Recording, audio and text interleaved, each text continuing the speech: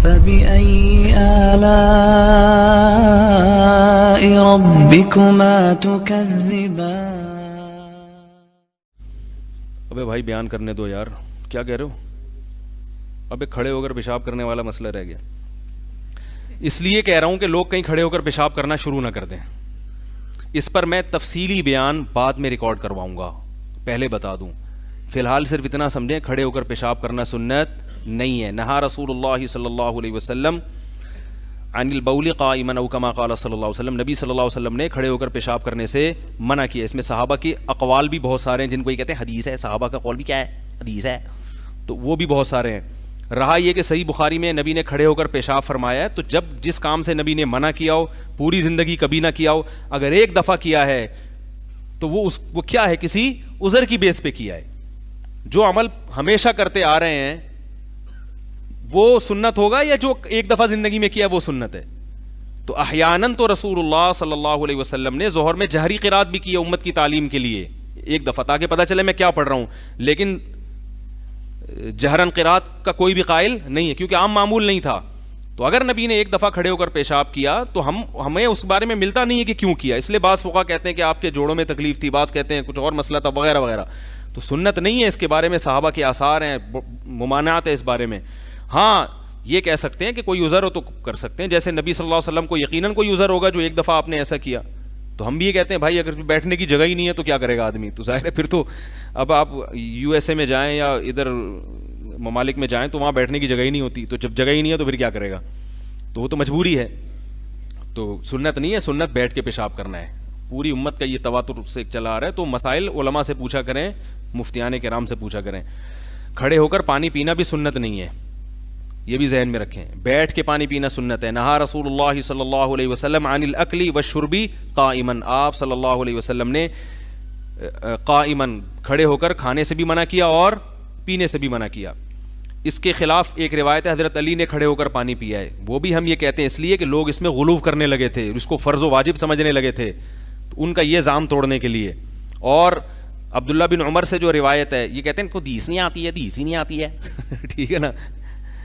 तो वो सारे इनको आती ही नहीं बुजुर्गों को हदीसें। वो जो मर्द और औरत की नमाज में फ़र्क है ना, उसमें जो मैंने कहा हदीस, तो वो अब्दुल्ला बिन उमर का कौल मुझे मालूम था और पिछले बयान में मैं वो उसका हवाला भी दे चुका था।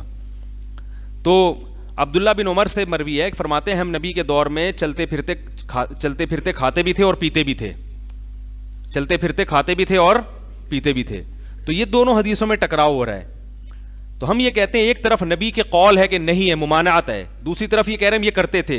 तो दोनों में तत्बीक कैसे होगी कि नबी का कौल भी अपने हाल पे बरकरार रहे और अब्दुल्ला बिन उमर के कौल की भी तावील? तो कुछ चीज़ें ऐसी होती हैं जो इंसान चलते फिरते खा सकता है। जैसे आपने जेब में खजूरें डाल दी, अब आप चलते हुए जा रहे हो तो वो खा सकते हो आप।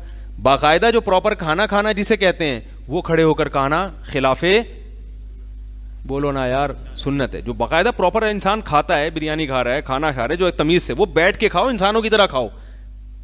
और एक चीज़ होती है जैसे चिलगोज़े हैं जेब में, मूंगफली है जेब में, सफ़र में आदमी जा रहा है तो अब वो बैठेगा तो सफ़र कैसे करेगा, या वो तो रुक जाएगा। तो अब्दुल्ला बिन उमर का कौल इस किस्म की चीज़ों के बारे में है कि ऐसी चीज़ें, यानी इस किस्म की, ताकि इससे दोनों किस्म के कौल की क्या हो जाती है तदबीक। वरना नबी का ये कौल कि नबी ने मना किया, इसका फिर कोई मतलब बनता ही नहीं है, क्योंकि इसमें तो तावील हो नहीं सकती ना। तो बैठ के खाना सुन्नत है, कोई उज़र हो तो आप खड़े होकर खा सकते हैं, ये हासिल कलाम का निकलेगा। अब्दुल्ला बिन उमर का मतलब है कोई उज़र हो, हम ये कर लिया करते थे, अगरचे उसमें उज़र का जिक्र नहीं है, लेकिन उसकी तावील यही होगी ताकि मरफू हदीस में और मौकूफ़ हदीस में मुताबकत हो जाए। और सहाबा का सदियों से ताबीन तबा ताबीन का जो अमली तवातुर चला आ रहा है, सब तमीज़ से। ये तो अंग्रेज़ों के आने के बाद खड़े होकर खाना शुरू किया लोगों ने, इससे पहले सब शराफत से कैसे खाते थे? बैठ के खाते थे। अच्छा, इन्होंने एक और बात की है कि बैठ के पेशाब करना, खड़े होकर पेशाब करना भी सुन्नत है सिवाय औरतों के। अब सवाल पैदा होता है कि औरतों के लिए क्यों भाई? लक़द कान लकुम फ़ी रसूलिल्लाहि उस्वतुन हसना, कुरान में आता है तुम्हारे लिए नबी की ज़िंदगी में क्या है? नमूना है। तो हर चीज़ में है ना, तो फिर ख़वातीन को आपने मुस्तस्ना क्यों कर दिया?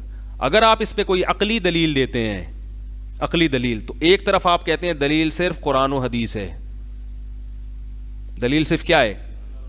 कुरान व हदीस है। दूसरी तरफ आप अपनी अकली मुमकिन है कोई कहे इससे औरतें अगर खड़े होकर पेशाब करेंगी तो छींटों से नहीं बच सकती है भाई, छींटों से नहीं बच सकती। तो ऐसे तरीके बहुत सारे हैं इस ज़माने में कि वो खड़े होकर पेशाब करें। वो तो मर्द भी अगर छींटों से ना बच सके तो उसको तो आप नाजायज़ कहते हो। तो इसमें तो फिर ये आपको कैद लगानी पड़ेगी, अगर छींटों से नहीं बच सकती तो नाजायज़ है, छींटों से बच सकती है तो क्या है, जायज़ है। और अगर आपको उसकी हया के खिलाफ है तो हम भी कहते हैं औरतों का सुरीन ऊपर करके सिरदा करना ये हया के बोलो भाई खिलाफ। एक आखिरी बात करके बस मैं बयान ख़त्म करता हूँ, यानी अब असल मौजू की तरफ आता हूँ। असल तमीज़ से बयान मैं बाद में करूँगा, ये तो मैं सिर्फ इशारे दे रहा हूँ कि बगैर मुताले के भी इतना कह सकते हैं हम इनके सामने,